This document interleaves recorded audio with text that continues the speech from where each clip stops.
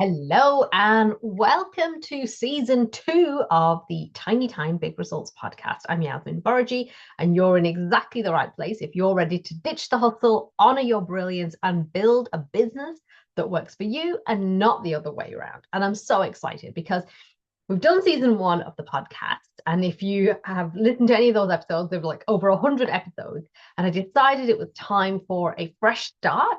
And so, welcome to season 2. And I want to get straight into it because today's episode is a little bit spicy, right? I've called it, If You Can't Explain It, You Can't Sell It, right? And I know that sometimes that can feel like, oh, Yasmin, not really, but I'm feeling it, right? And I wanted to share this episode. I wanted to record this episode because I think this is such an important point. And honestly, it's probably the majority of the work that I do is around people's messages and how you actually craft a message that makes people ready to buy. And that's what we're going to be getting into. So today we're going to be talking about why clarity is your most powerful sales tool, why it's really important to simplify your message but without watering it down. And I'm going to talk about how you craft that one liner that makes people lean in, right? So the first thing I want to talk about is really that clarity gap, right? And when confusion can kill your conversion rate. So this is something that I feel quite personally attached to because I was really bad at this. Now I've been in business for over 13 years now. And the first couple of years of business, I was rubbish at marketing and selling. I literally didn't have a clue. I'd worked in corporate for 12 years. I was vice president of leadership development. I'd worked in HR, so I kind of thought I understood big business, but you know what? I really didn't, right? Because then having your own business and marketing and selling your own offers, your own messaging, oh my God, that's like a whole different ball game. You know what I mean, right? So for me, I was like, I don't know what I'm doing, right? So for the first couple of years, I really do feel like I was in messaging wilderness. I was getting clients. I'm not really sure how. I think it was just from having conversations and like, oh, I could help you with this, right? But I just knew that my messaging was not where it needed to be. And that's just the reality of it. Like, I'll be the first person to say that pretty much everything that I talk about in my podcast, any episodes, anything, even in my book, every mistake that you could make, I've made it. And so I feel like I've got some level of authority around that. But the good news is that I can also tell you about the things that you want to avoid doing, but the things that you should be doing as well, that's going to make your life so much easier and make your business work so much more powerfully, right? So the truth is that when you have a confusing message, your dream client is really not getting it. And I think that's the piece that I really want to emphasize is that if they don't get it, they're just going to be like, oh. And if you've ever done sales calls, discovery calls, and you're like thinking, why didn't they buy? Right? Chances are they didn't get what you do. Right. So they were and I will honestly say this, like when I've done like power hours or if I'm doing clarity calls and I'll say to somebody like, tell me what it is that you do.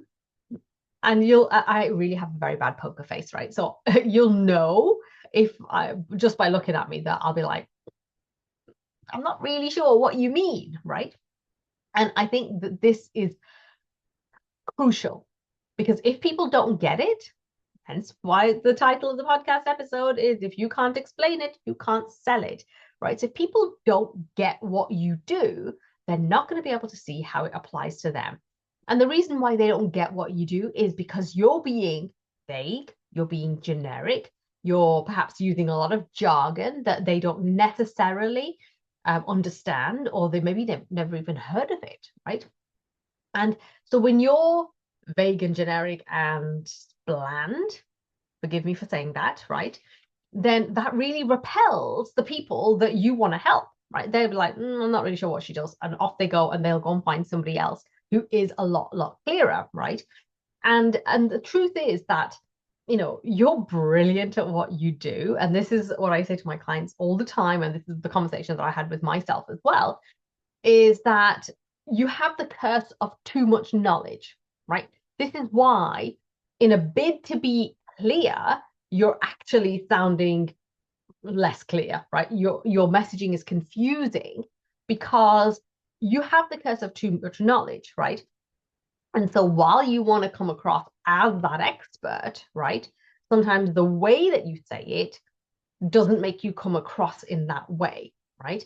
And I think that's a really powerful nuance and distinction to make, right? Because you do have the curse of too much knowledge, but it's so important that the way you talk about what it is that you do, it's going to be relatable. It's going to be relevant to your dream client, that they get it and they're like, oh, right, yeah, this is absolutely what I need.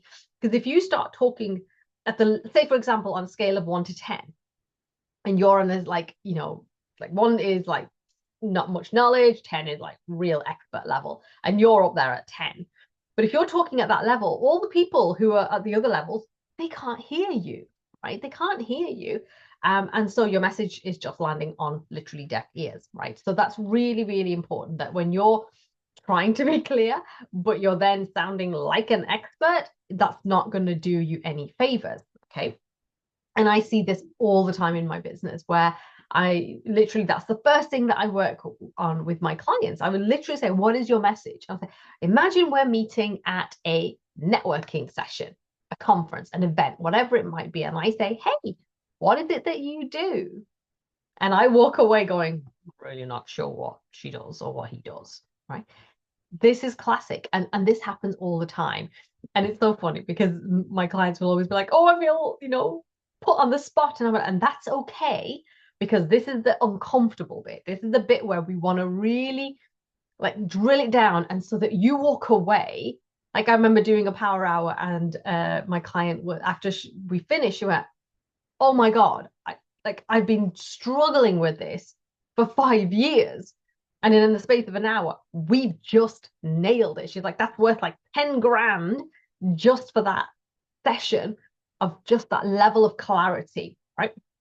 And listen, I'm not saying that to big me up, because like, but I am really good at this, right? But it's the fact that you have it in you, right? You have that knowledge in you. You just are finding it hard to articulate it, okay?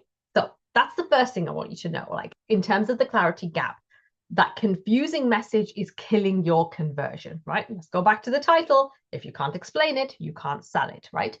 The second thing I want you to know is that just because you create or you craft a simple message doesn't mean that you're dumbing it down, right? And I think people think that, you know, it's like, oh, I'm going to have to dumb it down and make it sound really basic, okay? So I often use the example of like my kids. My eldest is 14, my middle child is 11, and I've got an 8-year-old. So I often say, you know, if you were saying this to my 11-year-old, would she get it, right? And oftentimes I might be sitting there thinking, I don't get it, right? And I'm in my 40s. So it's really crucial to think about your messaging and how is it landing with someone at that age where they would get what it is that you do. So for example, if you're an expert at using WhatsApp and helping people get clients using WhatsApp, right? I know a guy who does this, and his messaging is, I help you to use WhatsApp to get clients. And like, if I said that to my 14-year-old or my 11-year-old, she'd be like, yeah, I get it, right? If I had said, I help you to use LinkedIn to get clients. Now, these are very, very simple messages, but she gets it. And probably my 8-year-old would probably get it if he knew what LinkedIn was, right? But what I want to emphasize is it's not about dumbing it down. It's not about being basic, but it's about using simple, plain English. And I think that sometimes we forget that's actually really important, especially when you are an expert, especially when you have the curse of too much knowledge. You're like trying to jam pack all your words in, and maybe you're putting in all your modalities. Like, I use EFT and I use whatever it might be, hypnotherapy, and you're like kind of packing it all in a bid to show how valuable you are. But actually what that's doing is just creating this massive repellent, right? People aren't understanding it. They're like, okay. Because if you're using WhatsApp to get clients, you know, and they go, oh, that's amazing, right? This is what takes me on to kind of my third point around that power of that one-liner. Because the problem is you think that everything has to be incorporated into that one-liner, and it doesn't. So we'll come back to that in a second. So I want you to look at your messaging, right? And think of it as, using it as a filter as the 11-year-old. Would an 11-year-old get what you're saying, right? And if they're not, if you're looking at it going, I don't think so, then there's a little bit of work that needs to be done there. So let's move on to this idea of the one-liner, right? Your elevator pitch, as we used to say in the corporate days, and I'm sure people still use that phrase, but I like to think of it as a one-liner. So if you and I were meeting at an event or a conference or on a Zoom, whatever it might be, and I say, what is it that you do? And you say what it is that you do. And I go, oh, that's really interesting. And I lean in and I want to know more, right? That's a compelling one-liner. You've hooked them and now they want to know more, right? So when I talk about tiny time, big results, and I say I help solopreneurs build a profitable 20-hour week business, right? And what happens is people go, oh, that's so interesting, because already they're tuned into the 20-hour week business, which is something I've been talking about for over a decade now, right? Now, notice I don't say all of the things that I do, right? Because all I want is for them to lean in and say, tell me more, Yasmin. And this is why a one-liner is so powerful. And this is why it's so important that you don't pack everything, including the kitchen sink, into that one-liner, right? Because you're going to overwhelm them. If you've ever been to like those networking events where everyone stands up and does a 60-second spiel, okay? I've been to a few of those. And what always fascinates me is when somebody stands up and they've got 60 seconds and they're like, and I do this, and they're like just talking. I've pretty much forgotten what they've said. And it's because they're in this panic of like, I need to say everything. I need to let you know how awesome I am. I need you to know how great I am at what I do, right? Instead of actually speaking less, creating that impact that then makes people want to come up to you afterwards and say, I'm really interested in what you said earlier on, right? I remember going to a few of these sessions and they, as a guest, they'd like, oh, Yasmin, would you like to say what it is that you do? And I'd stand up and I would say, I'm Yasmin, I'm creator of Tiny Time Big Results, and I help business owners build a profitable 20-hour week business. I might give like maybe 2 or 3 bullet points and I would leave it at that. And normally I'd be done in the 30 seconds, right? I don't need the full 60 seconds, because the reality is, if I've made an impact with that message, I know they're going to come up to me afterwards. And they always do. Always. Without fail, I normally get at least 3 to 5 people coming up to me afterwards and say, I'd love to know more about that. Do you have a card? Do you have a website? Whatever it might be. Okay. And so that one-liner is not the kitchen sink. It's not all your modalities. There's 2 things that you want to include in that one-liner, right? And here are the 2 things. So if you've got a pen and paper, I want you to write this down, or on a Google Doc, wherever, because this is going to be really important. It is important, super important. Okay. So there's 2 things that your one-liner needs to tell me. What's the problem you solve, and who do you solve it for, right? If you take nothing else from this episode, I want you to just really hone in on those 2 things. What's the problem you solve, and who do you solve it for? Because if you are clear on those 2 things and you communicate that, I guarantee you they're going to lean in and they're going to be like, oh, I'd like to know more. This is when you can wow them. This is when you can have a proper full-blown conversation. But if they're not captivated by that first one line, then it's going to be an uphill battle for you. Okay. So remember, if you can't explain it, you can't sell it. And that's why I wanted to really focus in on this for this episode, because I want you to realize that clarity is everything, right? As soon as you start confusing them, that's it. You've lost your conversion. Okay. Just because it's simple does not mean that it's basic or that you're dumbing it down, that you're watering it down. Not at all. You're actually talking to them at a level where they're just going to get it and it's going to stick. That's the really important thing, because that's what I want you to think about when you think about that one-liner. It's got to be sticky.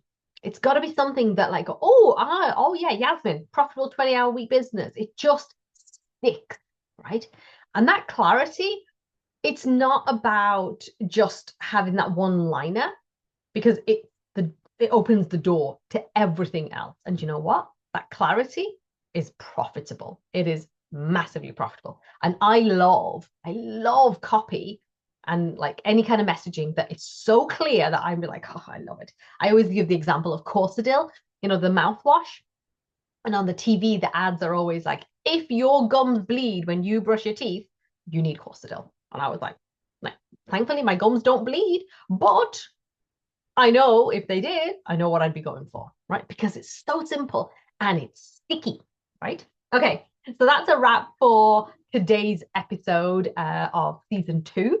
I hope you've enjoyed. I hope that you have taken some little nuggets from it. I want you to look at your own messaging through what we've talked about today.